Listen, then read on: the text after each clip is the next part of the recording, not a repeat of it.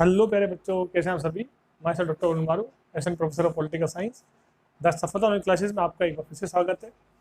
UGC NET political science की series में बच्चों आज हम पढ़ेंगे भारतीय संविधान की विशेषताएं या भारतीय संविधान के मूल लक्षण क्या है।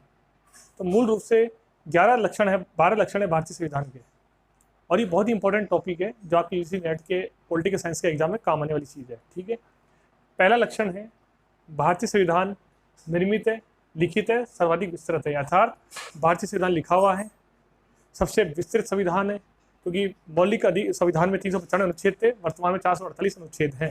तो सबसे बड़ा लोकतंत्र है भारत का और सबसे व्यापक संविधान है भारत का। ठीक है, दूसरा लक्षण है भारतीय संविधान पर विदेशी स्रोतों का प्रभाव है, यानी कि भारतीय संविधान जो है उस पर विदेशी स्रोतों का प्रभाव, यानी कि हमने ब्रिटेन सरकार के जो संविधान है उससे भी कुछ ग्रहण किया, जैसे कि संसदात्मक प्रणाली हमने ब्रिटेन से ग्रहण करी है, आयरलैंड से हमने नीति निर्देश तत्व ग्रहण करें, सोवियत संघ से पूरी सोवियत संघ से हमने मौलिक कर्तव्य ग्रहण करें। ठीक है ना, तो कई अलग देशों के संविधानों से हमने अलग अलग चीज़ें ग्रहण करी है। तीसरा है भारतीय संविधान लोकप्रिय संप्रभुता आधारित है। लोकप्रिय संप्रभुता का मतलब होता है कि वो संविधान जो ये मानता है कि जनता ही सर्वोच्च है, जनता ही चुनाव के द्वारा सरकार को हटा सकती है, बना सकती है, जनता की पावर, उसको बोलते हैं लोकप्रिय संप्रभुता। नंबर 4 है मौलिक अधिकार, फंडामेंटल राइट्स।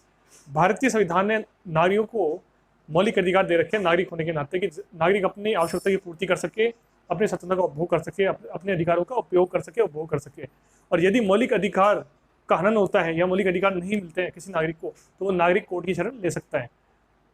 मौलिक संविधान में 7 मौलिक अधिकार थे, वर्तमान में 7वां मौलिक अधिकार था संपत्ति का अधिकार, राइट टू प्रॉपर्टी, जो कि हटा दिया गया। अब वर्तमान में 6 मौलिक अधिकार हैं। 5वीं विशेषता है नीति निर्देश तत्व। नीति निर्देश तत्व, इसका मतलब ये होता है कि वो सिद्धांत जो ये कहते हैं कि सरकार को क्या करना चाहिए, सरकार को एक सलाह है, ये अनिवार्य नहीं है, ऐच्छिक है। जैसे सरकार को कल्याणकारी कार्य करने चाहिए तो ये ऐच्छिक है। ठीक है, सरकार के लिए दिशा निर्देश है। 6ठी विशेषता है मूल कर्तव्य, फंडामेंटल ड्यूटीज, यानी कि जो जनता है, जो नागरिक है, हम हमारे मौलिक कर्तव्य हैं, हमारे 11 मौलिक कर्तव्य हैं, वो ड्यूटी निभानी है हमें। ठीक है ना, नागरिक होने का, जैसे कि राष्ट्रगान का सम्मान करो, राष्ट्रीय तिरंगे का झंडे का सम्मान करो, ये मौलिक कर्तव्य हमारे, और ये हमने लिया सोवियत संघ, पूरी सोवियत संघ से। 7वां है संपूर्ण प्रभुत्व संपन्न, यानी कि भारतीय संविधान जो है ये मानता है कि भारत जो है वो संपूर्ण प्रभुत्व संपन्न देश है, इस पर किसी का नियंत्रण नहीं है। 8वां है लोकतांत्रिक समाजवाद, यानी भारतीय संविधान जो है मानता है कि सामाजिक आर्थिक समानता की बात करता है, परंतु लोकतांत्रिक जुड़ने के बाद समाजवाद, ये वाला समाजवाद कहता है डेमोक्रेटिक सोशलिज्म कहता है, क्योंकि जो प्योर समाजवाद है वो कहता है कि हिंसा के द्वारा सामाजिक समानता की जाएगी, एक रक्तपूर्ण क्रांति होगी। परंतु ये समाजवाद कहता है कि लोकतांत्रिक तरीकों से समाजवाद आएगा, शांतिपूर्ण तरीकों से समाजवाद आएगा। 9वीं विशेषता है संसदात्मक व्यवस्था, पार्लियामेंट्री सिस्टम। ये बहुत ही इंपॉर्टेंट है, इसका मतलब होता है कि संसद की सर्वोच्चता, ये ब्रिटेन में भी व्यवस्था है। इस व्यवस्था में राष्ट्रपति होता है औपचारिक, राष्ट्र का अध्यक्ष होता है औपचारिक अध्यक्ष, कानूनी अध्यक्ष, और वास्तविक अध्यक्ष होता है देश के प्रधानमंत्री। 10वीं विशेषता है पंथनिरपेक्षता, सेकुलरिज्म, यानी कि हमारा देश किसी धर्म, हमारे देश की सरकार किसी धर्म को फॉलो नहीं करती, जैसे पाकिस्तान इस्लामिक देश है वैसा नहीं है।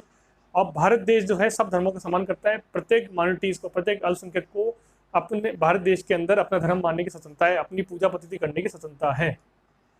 और 11वीं विशेषता है कि लचीला व कठोर संविधान का सम्मिश्रण, यानी कि भारतीय संविधान जो है वो एक तरह से इजीली आसानी से चेंज भी हो जाता है, संशोधन भी हो जाता है, इसलिए भारतीय संविधान को बोलते हैं लचीला। और कुछ मामलों में भारतीय संविधान आसानी से कठोर रूप से संशोधन भी नहीं होता, तो कुछ परिस्थितियों में संविधान चेंज भी होता है और कठोर भी है, चेंज नहीं भी होता, दोनों का मिश्रण है भारतीय संविधान। और अंतिम है गणराज्य, रिपब्लिक ऑफ इंडिया। भारत एक गणराज्य इसलिए क्योंकि भारत का राष्ट्रपति वंशानुगत नहीं है, भारत का राष्ट्राध्यक्ष वंशानुगत नहीं है, भारत का राष्ट्राध्यक्ष जो है वो निर्वाचित है। एक क्वेश्चन आता है कई बार कि भारत एक गणराज्य राज्य, भारत गणराज्य क्यों है, भारत रिपब्लिक क्यों है, क्योंकि यहाँ के जो राष्ट्राध्यक्ष हैं, यहाँ के जो राष्ट्र के अध्यक्ष हैं राष्ट्रपति जी, वो वंशानुगत नहीं है, वो निर्वाचित हैं। तो विद्यार्थियों, ये है भारतीय संविधान की मौलिक विशेषताएं। ऐसी तो बहुत सारी विशेषताएं हैं, परंतु ये भारतीय संविधान की मूल विशेषताएं हैं कि हमारा संविधान निर्मित है, विकसित है, लिखा हुआ है, सबसे विस्तृत लोकतांत्रिक, सबसे बड़ा लोकतांत्रिक देश भारत ही है। 395 अनुच्छेद थे, अब वर्तमान में 448 है। मौलिक अधिकार दिए हुए थे, नागरिक अपने अधिकारों को भोग कर सकते हैं। नई अधिकार मिले, सरकार अतिक्रमण करती है तो शरण कोर्ट की शरण ले सकते हैं। मौलिक कर्तव्य भी दिए गए, ड्यूटीज भी दी गई है, भाई ड्यूटीज निभानी चाहिए, राष्ट्रगान का सम्मान करो, राष्ट्रगीत का सम्मान करो, राष्ट्र तिरंगे का सम्मान करो। ठीक है, लोकतांत्रिक समाजवाद है, सामाजिक समानता की बात करता है, परंतु लोकतांत्रिक तरीकों से, शांतिपूर्ण तरीकों से। संसदात्मक प्रणाली है, संसदीय प्रणाली का मतलब होता है कि संसद की सर्वोच्चता प्रधानमंत्री वास्तविक अध्यक्ष है, राष्ट्रपति औपचारिक अध्यक्ष है, जैसे ब्रिटेन में अपनाया गया है। कठोर और लचीला संविधान है, यानी दोनों का मिश्रण है। संविधान कभी आसानी चेंज होता है, कभी का आसानी चेंज नहीं होता, कुछ परिस्थिति दोनों का मिश्रण होता है।